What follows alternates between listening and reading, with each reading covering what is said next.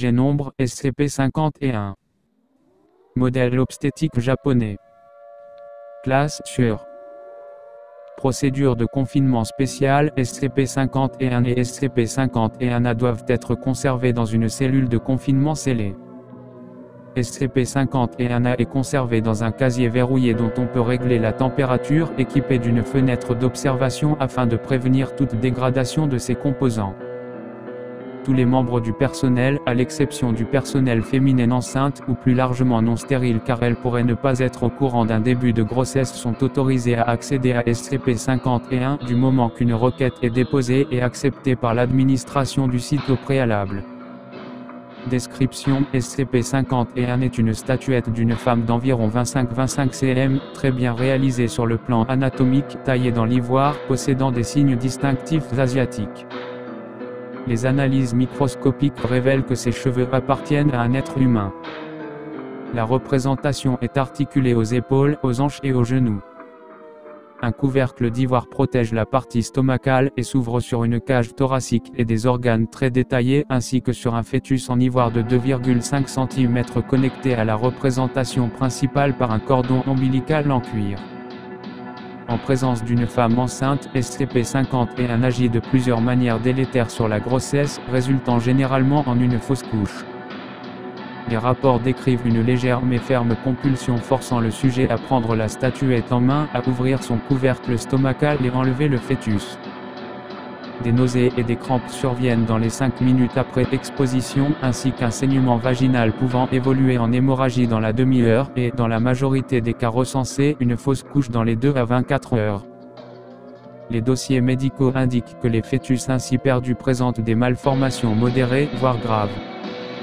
Les femmes enceintes ayant atteint le terme après exposition ont systématiquement mis au monde des enfants vivants, mais souffrant de malformations sévères. On compte à ce jour mères mortes en couche et enfants euthanasiés après la naissance par le médecin accoucheur, voire interview 51 ainsi dessous. Les témoins des naissances présentent des signes de choc émotionnel grave, systématiquement atténués par l'administration d'un amnésique de classe A après interview par la Fondation.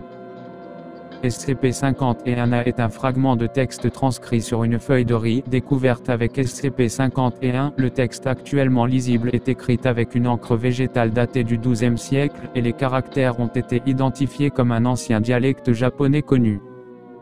La traduction du texte l'identifie comme une partie d'une prière, ou d'un sortilège, porté contre les démons attaquant les enfants en gestation. L'incantation ordonne aux dits démons d'intégrer la statuette et non la femme enceinte, et a pour but de les y enfermer.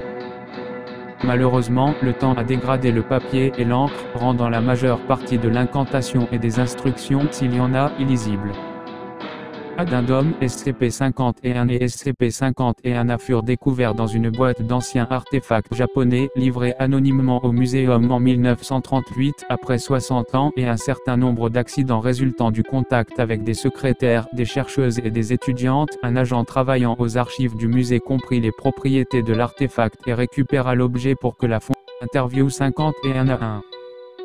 Interviewé, Dr. David Ehrenfeld. Intervieweur, agent. Avant-propos, le Dr. Ehrenfeld était le médecin accoucheur présent à la mort de Martha R. Muséum, le 2 janvier 1942. Cette interview fut menée hors site, car le Dr. Ehrenfeld était interne à la maternité. Au moment de l'interview, il avait 95 ans et était infirme, bien qu'il avait toujours pleine possession de la majeure partie de ses facultés mentales. Un amnésique de classe A lui fut administré à la fin de l'interview.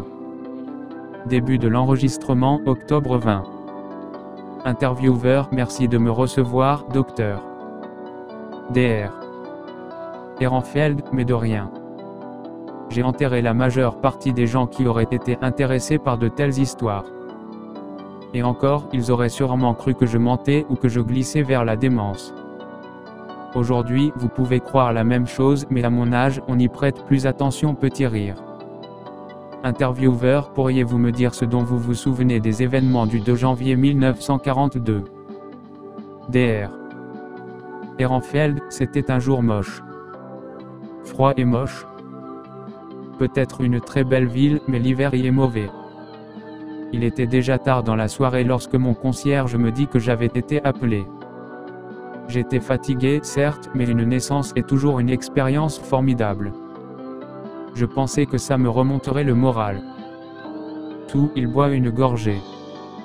J'avais une infirmière avec moi, mais elle ne revint jamais travailler après cette nuit-là. Cela prend 15 minutes, peut-être, pour arriver au musée en taxi depuis chez moi. Je ne suis pas certain, mais je pense que c'est ça.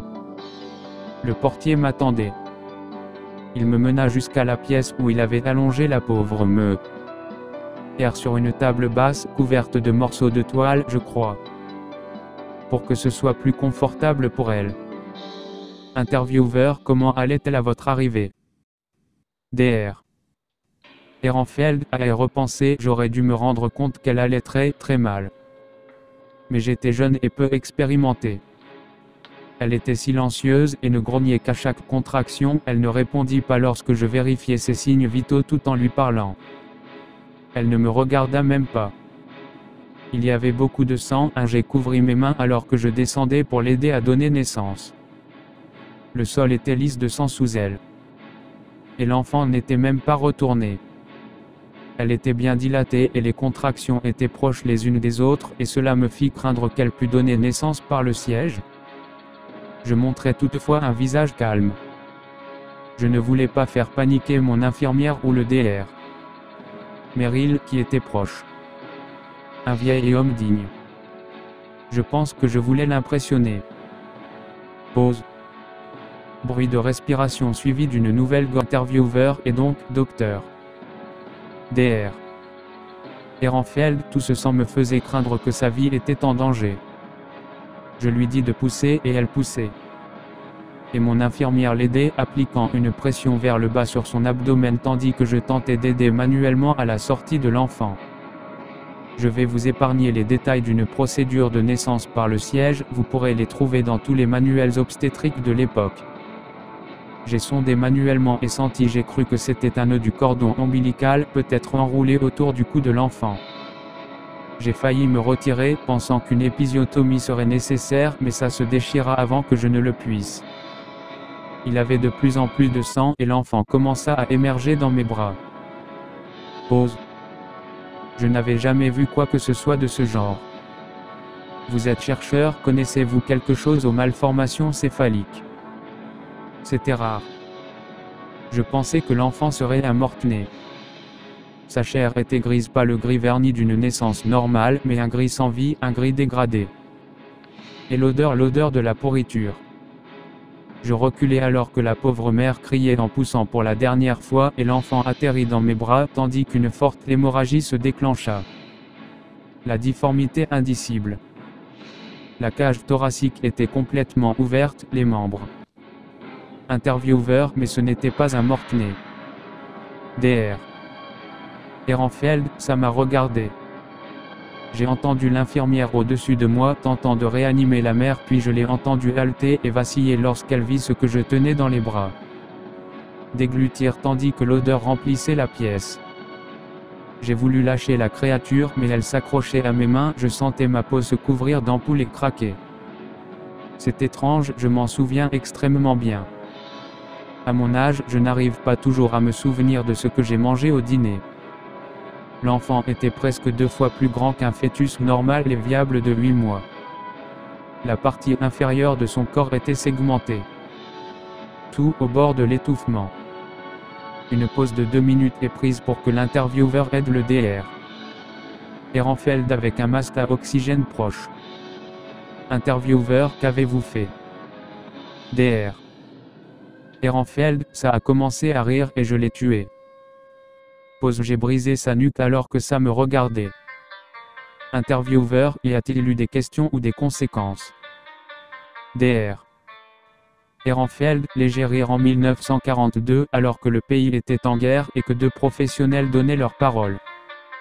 Non. Le musée disposait d'un four, je me suis occupé du corps de l'enfant moi-même. Nous avons prétendu que des problèmes usuels avaient eu raison de la mère et de l'enfant. Le mari était alcoolique et se fichait de l'incident, mis à part pour son assurance vie. Je crois qu'il a été réquisitionné peu après et qu'il est mort quelque part en France. J'ai abandonné le métier peu après et n'ai jamais donné naissance à un autre enfant. Fin de l'enregistrement. Déclaration finale, le Dr. Ehrenfeld est mort 4 mois après l'interview des suites d'une